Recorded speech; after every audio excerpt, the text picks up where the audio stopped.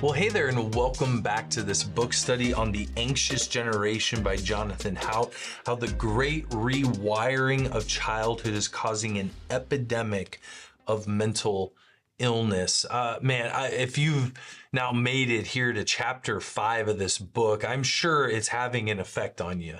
Right? And chapter 5 begins with a history lesson on smartphones, the rise of social media, the introduction of the digital childhood.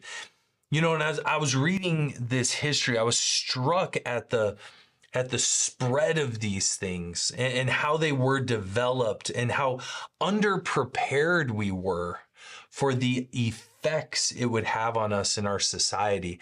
You know, just a few days ago, I was at a kind of a garage sale thing, and someone was selling like this virtually brand new Xbox.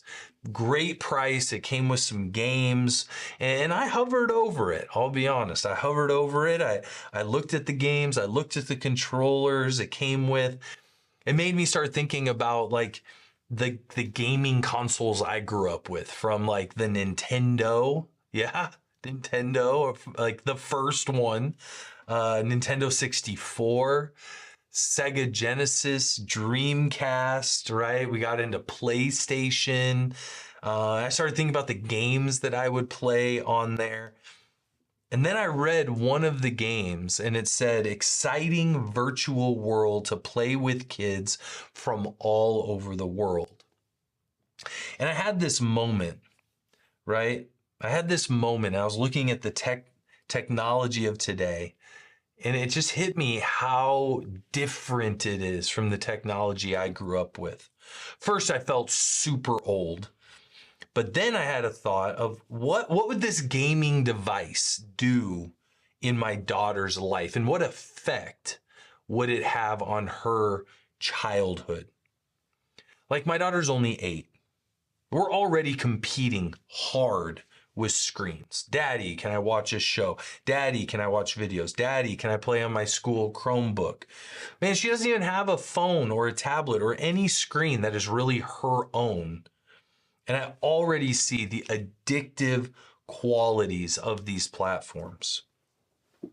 I didn't have a language for it then, but at the garage sale, I was really weighing the opportunity cost that this Xbox would bring. Jonathan defines opportunity cost as the loss of other potential gains when one is chosen. And on page 119, Jonathan says that the screen time measurements are very much underestimated. He said research finds that 1/3 of teens say they are in one of their major social media sites almost constantly. And 45% of teens report that they use the internet almost constantly.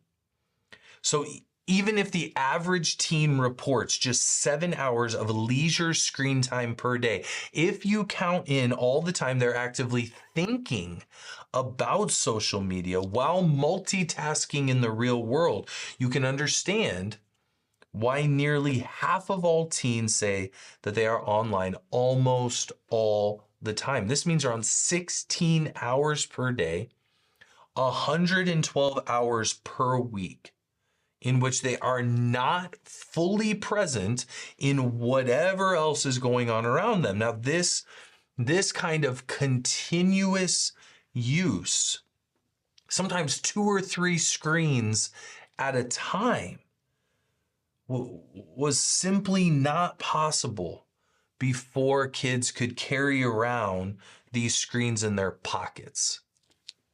And it's had enormous implications for cognition, addiction, sort of wearing smooth paths in the brain, especially during the most sensitive of years, during the time of puberty. I mean, wow. Just think on the opportunity cost of 16 hours per day, 112 hours per week. It's their whole life. Man, as parents, we must own our part, right? Too many parents are not setting technology rules, boundaries, and offering guidance on how to not allow these addictive platforms from taking over our kids' lives. I mean, if this was alcohol, nicotine, a drug, a relationship, an eating habit, we would say something, right? We would insert self, we would step into the gap. But why are parents so leery to insert parenting boundaries into these areas of their kids' lives? Right? On page 120, there's a quote from Henry David Thoreau. He says, "The cost of the thing is the amount of life which is required to be exchanged for it, immediately or in the long run." How much of their life is being given away for these digital platforms? You know, a boundary we have set in our own home. So feel free to steal this if you want. Maybe it's the first one you're going to bring in.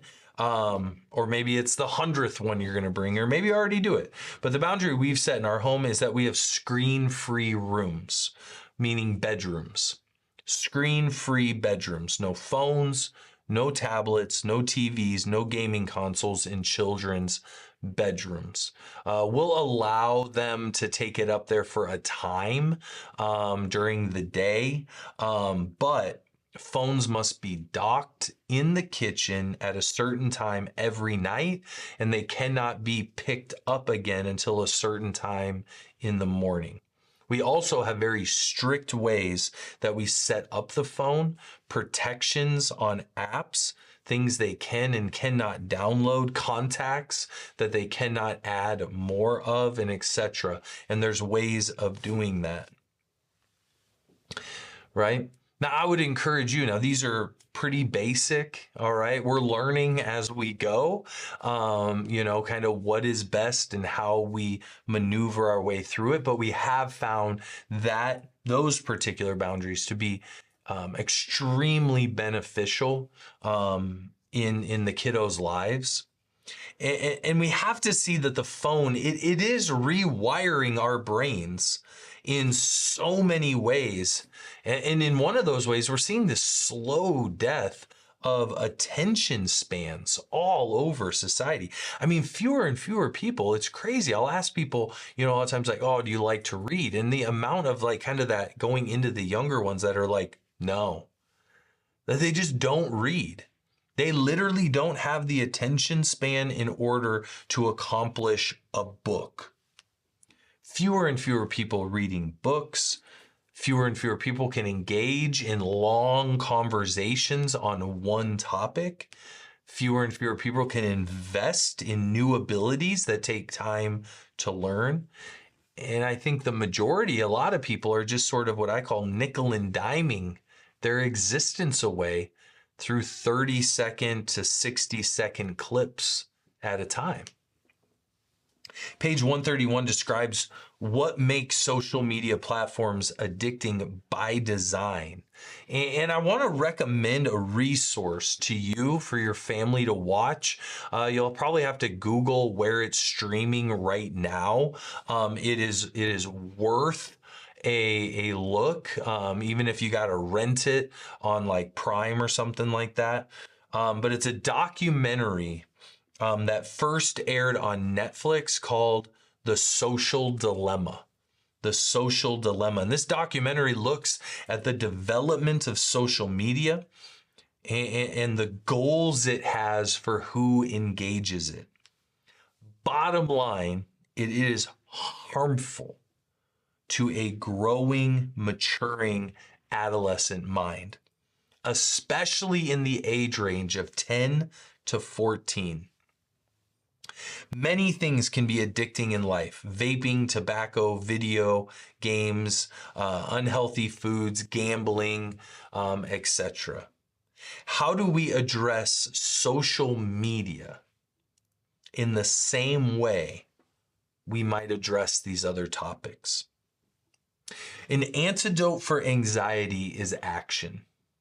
And I hope you're finding creative ways to take action to better help your child navigate their digital reality and give them quality, real world experiences where they can learn, where they can grow, and those experiences that they can mature off of.